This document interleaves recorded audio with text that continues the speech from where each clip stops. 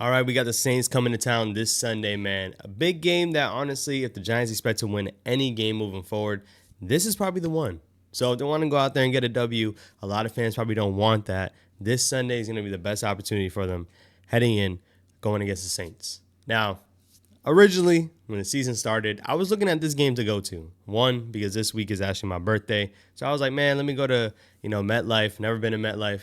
And watch the Giants beat the Saints because I thought the Saints weren't going to be a good team heading into the season. I felt that the Giants would be a little bit better.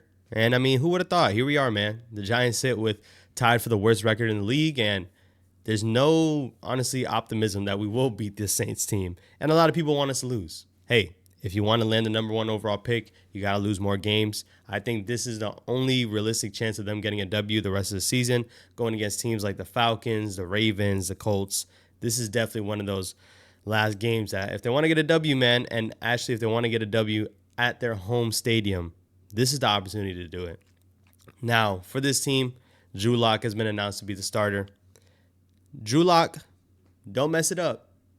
Do not be Tommy DeVito of last year. Right now, the Giants are tied with the Jacksonville Jaguars and the Las Vegas Raiders for the top three in the NFL draft. Now, it's not tied. The Giants sit at 3, but they have the same record. So if the Giants were able to get a win, obviously that would shake a lot of things up. If the other teams were able to get a win and the Giants lose, they'd easily jump to the number one overall pick.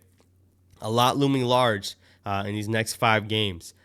They did already put some players on IR. I didn't really touch on it too much, but Dexter Lawrence is going to be out for the rest of the year, which is the next 5 games. And so is Theo Johnson. We're going to have to do a grade recap on some of these players. The season is not over, but we're going to have to start leaning towards that pretty soon because I'm gonna be frank with y'all, man. These storylines are all just NFL draft, NFL draft, NFL draft. We have 5 games left, and the only thing that we're talking about for the Giants is who they're gonna draft. So it's very annoying that we're already talking about it, but we're here, man. If you didn't check out my video about Arch Manning, make sure you go check out that video. But yeah, man, heading into this matchup on Sunday, I don't expect the Giants to go out there and get the W, but I just want to see, a strong performance, right? Malik Nabers has not scored a touchdown since week 3 against the Browns. That has to change. I think there needs to be some type of game plan where you really change that. You saw them, giving Malik Nabers more targets last week. He did have a couple of drops, and he spoke on it where he was pretty much saying, I don't care how many times I drop the ball, keep throwing me the ball because his mind just kind of moves past that. Now, Malik Nabers, for you to be talking the way you do, you need to catch the ball. You do. Now, when you have a high target share, though, you're bound to go into drops. When you look at all the other star receivers that have a lot of targets, they have a decent amount of drops as well. But I really want to see Malik Nabers help his quarterback out. I saw some throws that Drew Lock made last week that Malik Nabers should have came down with, and he didn't. So hopefully he's able to do that, Sunday, and hope we can get him a touchdown, man. Once again, Malik Nabers is the future of this team. He needs to be a guy that gets in the end zone. He hasn't gone in since week 3, and if you told me that going after week 3, after he had 2 touchdowns against the Cleveland Browns in one half, I would have told you you're crazy, but here we are. 5 games left, and the last touchdown he had was week 3. So hopefully Brian Daboll and the team, gets that under wraps. They need a stronger performance. They cannot go out there and get smacked. If they get smacked, you're going to hear the story about Brian Daboll and Joe Schoen getting fired again. And once again, I think there's a lot more bad losses on the way. So I don't know if Brian Daboll is going to stay. A lot of people are saying that Brian Daboll is safe and Joe Schoen is safe. I don't know where this optimism is coming from because I don't think John Mara will stand there if they get their butts whooped the rest of the year. I just don't see it, but that's just me. And maybe reports are reports. When there's smoke, there's fire. Apparently, for some reason, 1 week is Joe Schoen's going to get fired. The next week is, John Mara gives them optimism that they'll stay. So we'll see what happens with that overall. But yeah, man, heading to the Saints matchup, the Saints are not a good team, but they just might be a little bit better than us. They just might be a little bit better than us.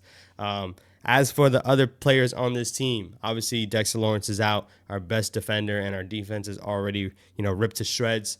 Just go out there and ball, man. I want to see our rookies and our young stars, continue to develop and continue to make plays. Tyler Newman been making some plays the past couple weeks. I want to see more plays out of him. Andrew Phillips, he had a strong start to the season, but, haven't really heard too much of him. Hope he continues to make a case for himself. Obviously, we talked about Malik Nabers, Tyrone Tracy. Hopefully he should get his fair share in the backfield again. He did lose some of it because of the fumbling issues he had. but hopefully he gets thrown right back into the starting lineup. We see a lot more of Tyrone Tracy because that's fun football to watch, man. And as for Drew Lock, hey, you getting paid $5 million. Go out, put up a good game for us, man. The home stadium has been bad for us this year. The Giants have played bad at home. So hopefully we put up some points and ultimately don't give an effort that shows that we get beat 40-0. That's all we can ask for. Seems hard to ask for, but it's not. Don't get steamrolled by the New Orleans Saints. And the New Orleans Saints are sitting with 4 wins on their record. Who would have thought that after they destroyed the Cowboys early this season and they had all the momentum? Hey, Giants, don't get steamrolled by them. As far as what's coming soon on the content, man, once again, we are touching on the topics for the quarterbacks and other positions. It should be quarterback, but other positions that the Giants might be touching on overall. I want you guys to let me know how you feeling about the Giants team down in the comments, man. I will be going on a little vacation, but I'll have some videos pre-recorded, ready to drop, man. I'm flying out to Tennessee, so if y'all in Tennessee, man, let me know if Tennessee's a good spot to be in.